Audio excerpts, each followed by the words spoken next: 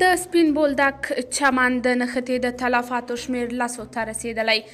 پاکستان وایي د یکشنبې په ورځ د چمن سپین بولدک ترمنځ دوو خواو د ځواکونو د نښتې له امله په چمن کې د وژل شویو کسانو شمېر 8 تنو ته رسېدلی دی. دا په داسې حال کې ده چې پرون په سپین بولدک کې هم د یکشنبې د ورځې په ډزو یوه ټپي ساه پرې کړه. پاکستان وایي چې په دې نښته کې په چمن کې 6 تنه وژل شوي او 14 ټپیان وو، خو پرون 2 ټپیانو ساه پرې کړه چې ورسره د کرښې د پورې غاړې د تلفاتو شمېر 8 تنو ته ورسېد.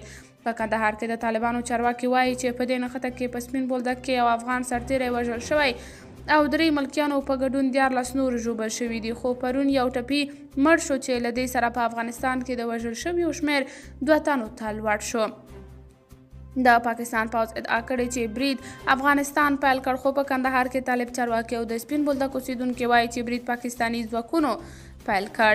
د کندهار د والي ویاندوی حاجي زاید رسنیو ته ویلي چې د دوی ځواکونو په سیمه کې پوسټه جوړوله چې پاکستاني پوځیانو پرې ډزې وکړې. په همدې حال کې د پاکستان دفاع وزیر خواجه آصف ادعا کوي چې په کابل کې د طالبانو سرپرست حکومت د بلوچستان ایالت په چمن کې پر ملکي وګړو د افغان پولیسو له لوري د ډزو په خاطر بخښنه غوښتې او دا مسله نوره هواره شوې ده.